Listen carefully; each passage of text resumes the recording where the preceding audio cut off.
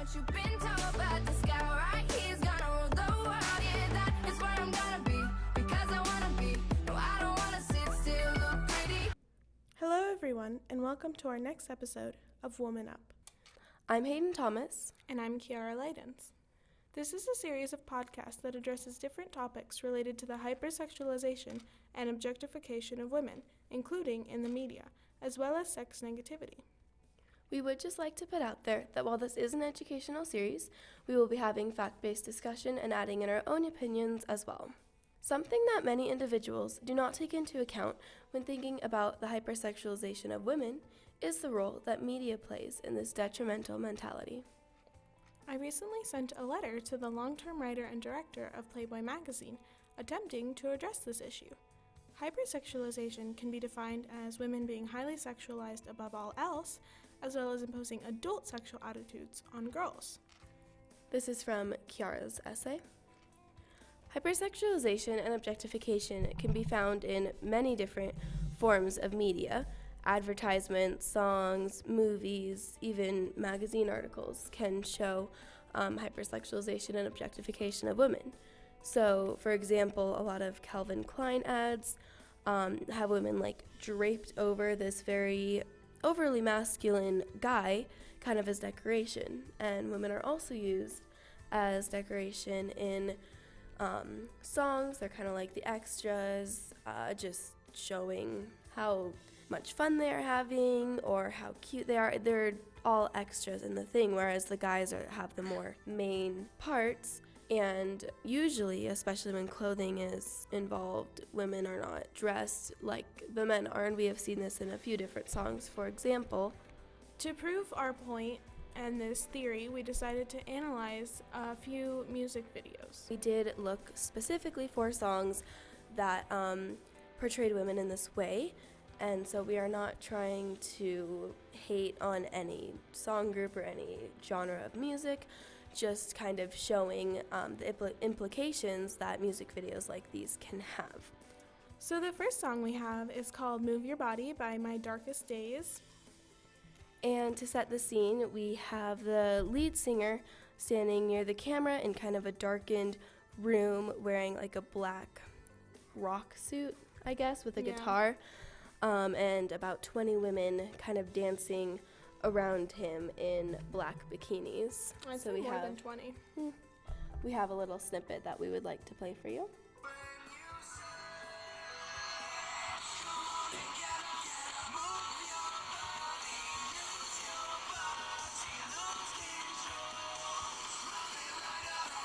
So in this snippet, the guys are kind of having fun as a band, once again, fully clothed.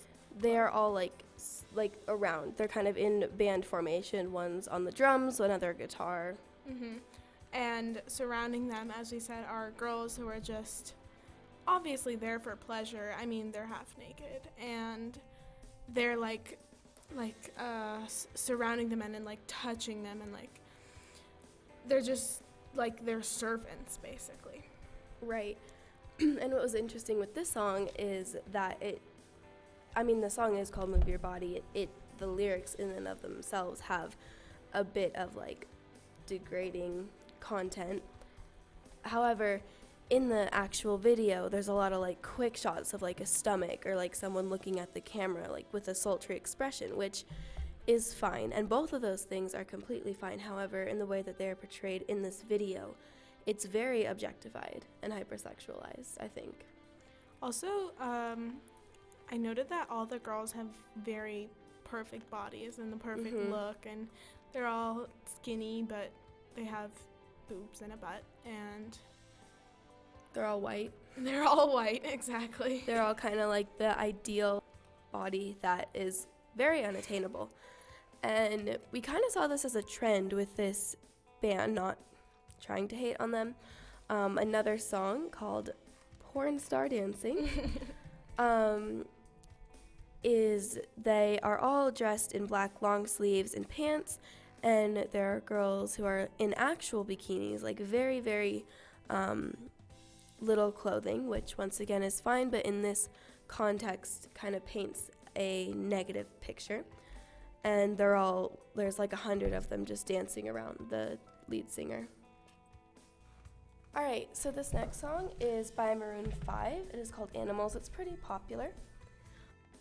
Just like animals, animals like animals moves. Maybe you think that you can hide. I can smell yourself from miles. Just like animals, animals like animals moves. This song doesn't seem terrible at first. However, it is extremely degrading and not necessarily objectifying women, but it is very degrading. And in the snippet we just played, you see a thin girl walking, and is it Adam Levine?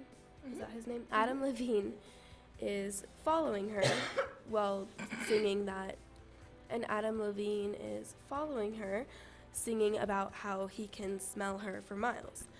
And this music video kind of progresses to show him stalking her and taking pictures of her, and not necessarily comparing her to meat, but he does spend quite a bit of a time like doing pull-ups with a bunch of like cows strung up on like the metal hooks. Yeah. And he has like a whole like photo lab where he has a bunch of pictures of her from like different places, and then at the end of the video he goes into her room and just like is watching her sleep. Which, no, I was gonna say this could seem flattering, but it couldn't, because that's too far, and this video kind of exemplifies that this can be okay, and you have this power to stalk a woman or do these things, and it's definitely unrealistic. Right, and it romanticizes stalking someone, which the media does a lot of, which we're going to get into in a couple of minutes, is romanticizing different harmful behaviors or actions and making them seem good or like something that you would want. However, this music video just kind of shows like how acceptable it is to portray women in this way. So next we have another song for you guys, and we are going to analyze that one as well. So this next song is called Hookah by Tyga. Rubbing on my chain, blowing cloudmatic. Smoke something with a G and bend that ass backwards. Lay back, relax, and talk mathematics. Later on, we test a little. This song in the video shows the singer, which is Tyga, like kind of moving around like some sort of forest, and there's a tiger, and there's a bunch of like jungle plants, and obviously there's a woman who is almost naked. So, off to the side, kind of like with her arms above her head. Right, in this particular snippet. This woman her features are exotic. She has dark hair, and she kind of has that like ideal body of like the Brazilian butt, and she kind of is walking around this forest from what it seems, and what we take from this is that she is kind of a prize because she's rare and she's different, just like the tiger. You could almost compare the two. The tiger in the video is like, it's exotic and it's different, and it's not what you would expect. You don't have the usual like white woman or the usual American woman. So she resembles this like unattainable beauty, which is great until it is her being used as a prop. Right. So they also show like a lot of material items like gold and just fancy, like the fancy house and a fancy like setup. So it seems as if she's definitely a prop in that setup. Right. Like she's kind of just there. Like there's gold, the title, like all these things to own that like ups your respect, kind of like ups your class.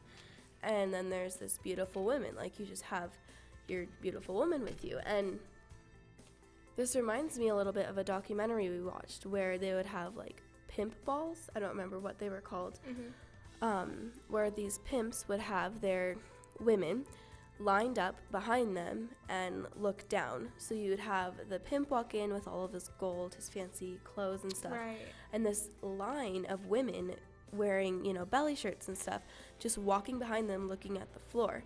And it's kind of like showing, like, look what I own. Look at my prize. Yeah. My possession. Mhm. Yeah. And this video is kind of treating her in the same way. I do agree. Yes, definitely. So, in opposition to our thoughts on this music video would be that the woman in the video, consented to be recorded and she agreed to it. And my response to that would be that not only is she paid, so who wouldn't, but also a lot of women, to tie back to our section on porn, do like to be in this form of, it's a form of attention for them. So they do like to, because it makes you feel sexy. Like, I think we discussed this earlier, you grow up thinking like, oh, if I wear this or do this, then people think I'm sexy, and then you get certain attention.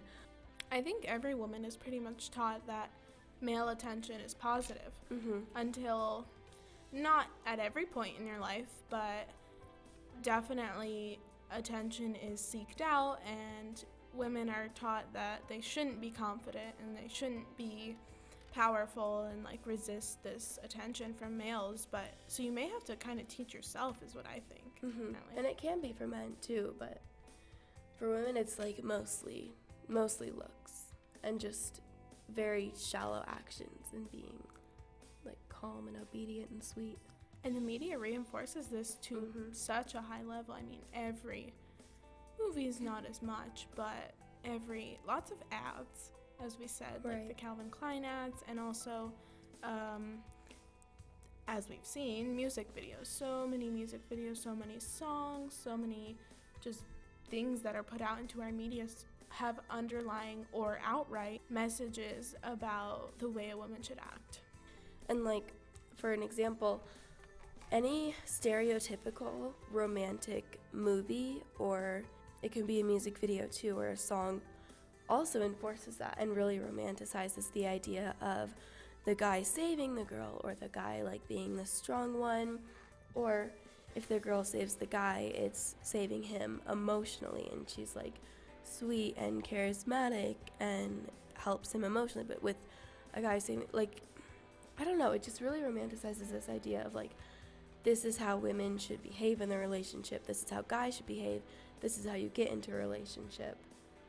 And I don't know. And I think it's very subliminal. Mm-hmm. Like you see it and it's normal, so you don't think about it, because maybe that's not how your relationship was with your last boyfriend or something like that, but you don't realize instantly that when you see these movies or whatever it may be, that this is not what should be expected. Right. And it kind of over time just creates, like, it gives you a goal. It's like, this is what you want, relationship goals. Like, Yeah. I don't know. And also, love is even romanticized and also sexualized. Definitely. Like, I was just thinking about that. Like, you can be in a relationship and have it not be sexual, but the media tells us everything has to be sexual. Especially considering these videos, like interactions between males and females are often in sexual, or like in movies, the like outcome, or once you get to know them, then it gets sexual. Right. And that's fine, but it's also important to depict, as a media source, a different ways that relationships can evolve and take place.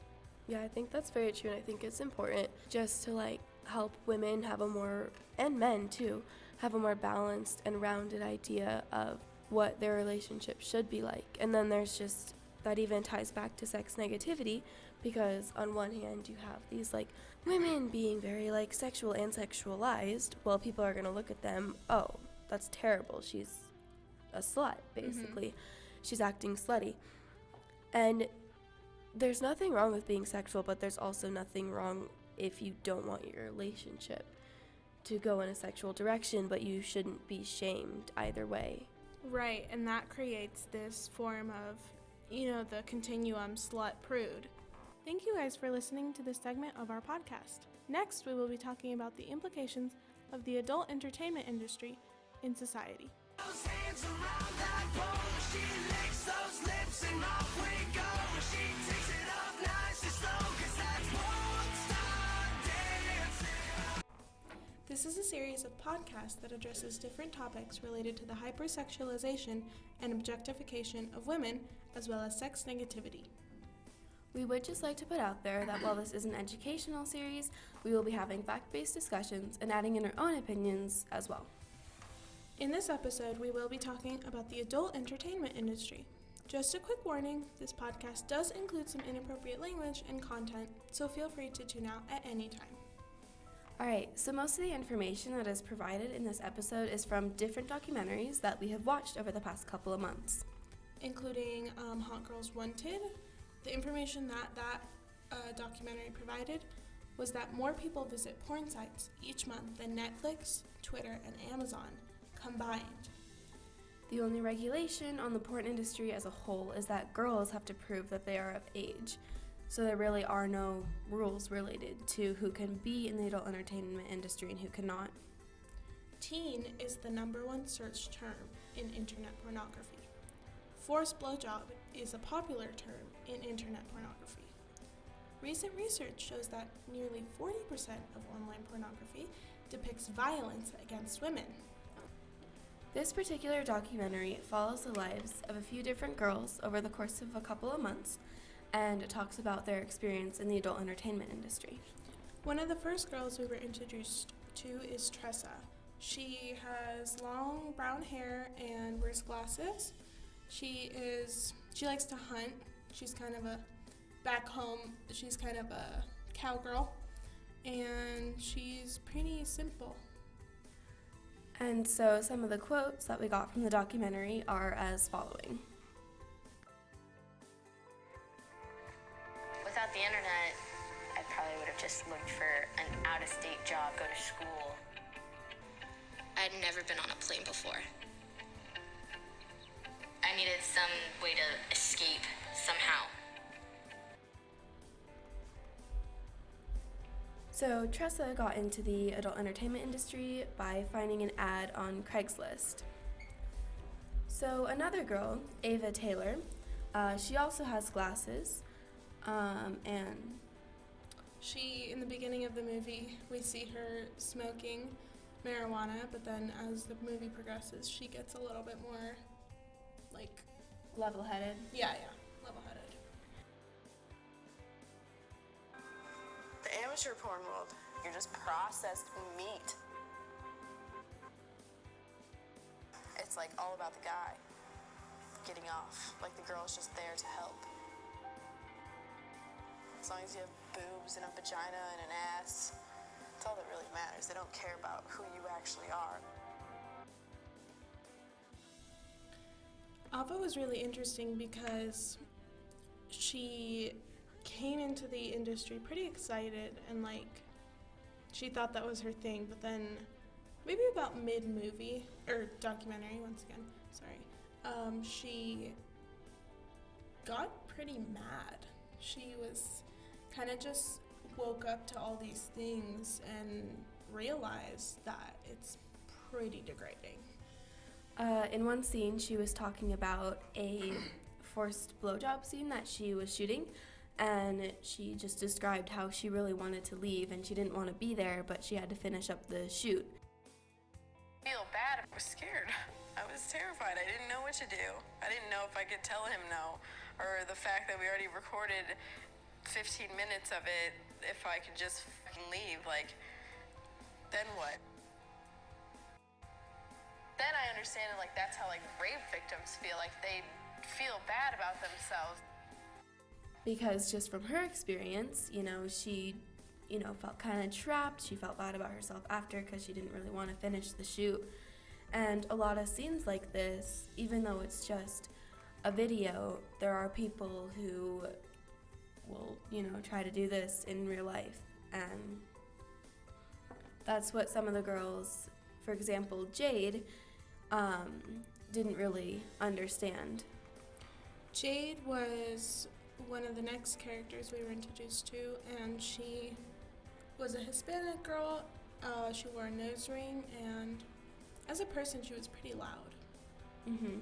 She described her sex ed class and how they taught the sexual part of the sex ed and how abstinence was related. Mm-hmm. She said that they, in her class, put glue on 2 papers and stuck them together. They then said these are 2 separate papers, but there's pieces of this one stuck on that one and vice versa, once they ripped them apart. So Carly has kind of short blonde hair. She has a very bubbly personality, and she kind of likes to be more of like the innocent, sweet, like kid character in the scenes that she shoots. Her internet name is Lucy Tyler, and her opinion of this, she kind of says that kids see messages like sex is bad, but then they see porn and that's good in their eyes. So then they think it's okay to do that to a girl because it's not emotional and it's not serious. So basically, kids or tweens, teens, see these contrasting messages like sex is bad, abstinence, and then they see sex is good, you get pleasure, but It's not the right, Right. message, because it's very violent against women a lot of the times. It's very degrading.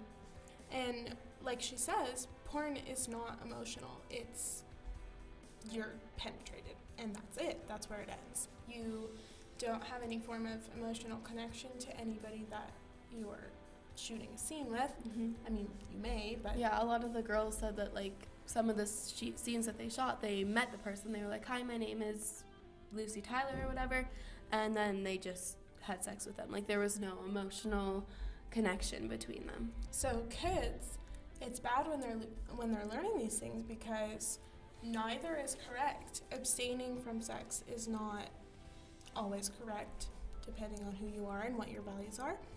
And having sex with no emotion or purpose is also not correct, once again, depending on what your values are. Another girl, her internet name is Brooklyn Daniels. I believe her actual name is Michelle. Also responded to an ad on Craigslist. And a couple of quotes from her are as following. I mean, it's a lot of money for a girl, you know? So, I mean, why not? I do it anyways. I mean, people see it anyways. I mean, why not? Let everybody else see it. It's a boost of confidence to know that you want it, like, that much, you know? So, between all this, Tressa has some relationship struggles. She breaks up with her boyfriend and then gets with a new boyfriend who is the roommate of the old boyfriend, and we see a few scenes of her boyfriend. He's kind of a mellow guy. I remember him as having a long nose, but I'm not sure if he really does. And he doesn't have much of he like has short hair, kind of a buzz cut, but he still has hair. And he is kind of stuck in the middle of all of this because, I mean, he's dating a porn star at this point, and this is new to him, especially because it's a new relationship. So we see a lot of his input as an outsider, but also an insider. Mm-hmm. He says at a certain point, most of my friends think that I shouldn't date her. You know, I do what I've watched in pornos. Like, I can't believe I used to ever have meaningless sex. It hurts now. Like, every time I see a porno, I'm like, that's someone's girlfriend or that's someone's daughter. So this is really interesting. Like, as I was watching the documentary to hear, like, he kind of realizes, like, oh, that's, like, this person isn't just a video. They don't just exist, like, on the screen.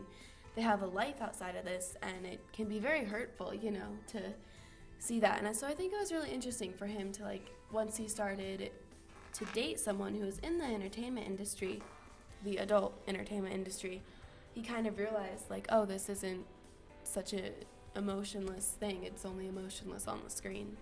this is a good way also to get men, like, interested in these things. Like, I've seen countless videos, like, men watch their daughters get catcalled, and that's just a way, like, a connection. Like, this is your daughter, this is your mother, this is your sister, that these things are either happening to or that they are doing these things. That's a way to put it in perspective for a lot of men.